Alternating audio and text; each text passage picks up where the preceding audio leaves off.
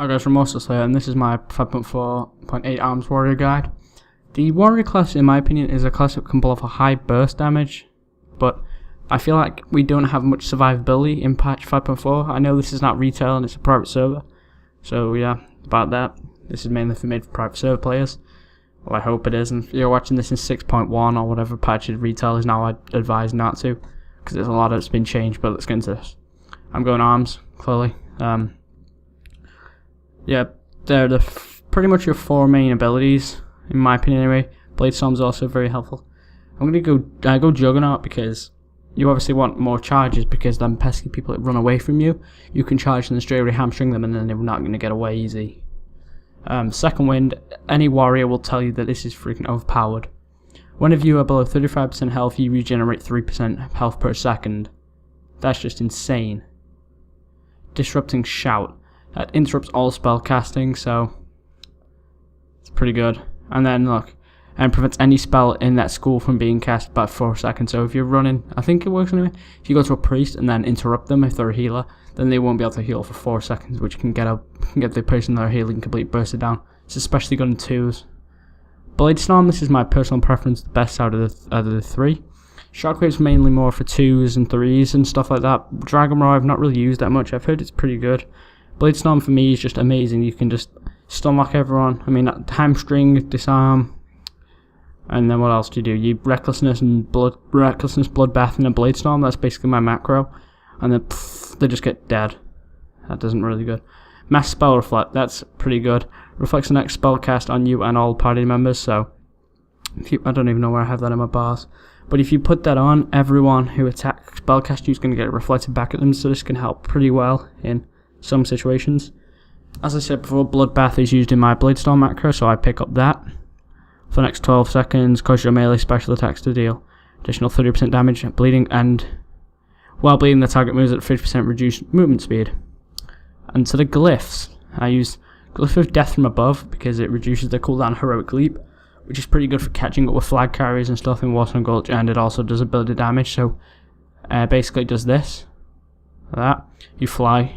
What else do I use? Glyph of Colossus Smash also applies Sunder Armor. Colossus Smash is one of the best warrior spells, and Sunder Armor reduces the enemy armor by 4% per stack, and I think it stacks to 3.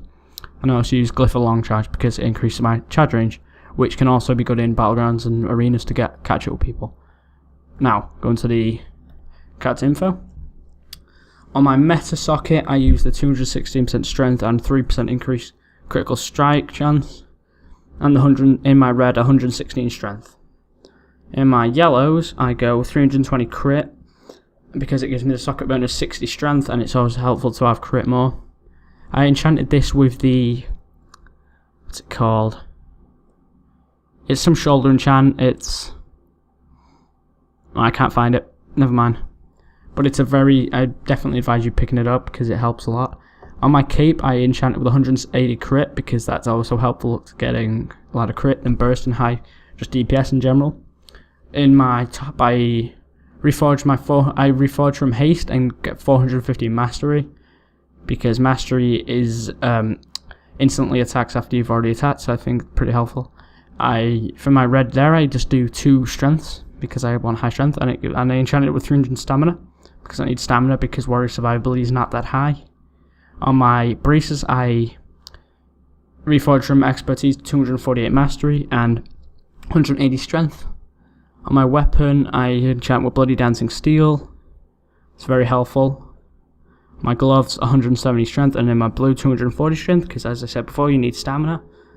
And on the belt there, I got in my blue socket, I put a blue PvP trinket, PvP socket, blue PvP socket, and in my yellow 320 crit strike chance one. On my pants, it's 160 strength and 160 PvP power. Boots enchanted with 175 haste and 320 critical strike gem, and yep. And then I use the insignia of victory and the emblem of cruelty because that increases my health a lot, quite a lot. By my honor, yeah, that's pretty hard. That's all right. So now I'll get into the burst. This is pretty much how I play. My macro, I only use 1 or 2 macros really. This is my original show tooltip charge and slash cast charge, slash cast hamstring, slash cast mortal strike, and if you're blade storm it'll cancel it. So this is basically I can use if I charge now. If I tap it that many 3 times, it will do all limb abilities. And what I like to do is I like to start off with a Colossus Smash, into an Overpower, to a Mortal Strike, and then to a Slam. Then basically just go around repeating Mortal Strike, Slam, Heroic Strike, Colossus Smash, and Overpower. That's pretty much how I normally burst people down. And then if I want to pop my burst macro, I go T. That's what I've assigned it to, and then for that, the damage just powers off. That's my burst macro there. It's not very good at the moment. But that's pretty much it. If you need anything, comment below. And I will see you next time. Peace out.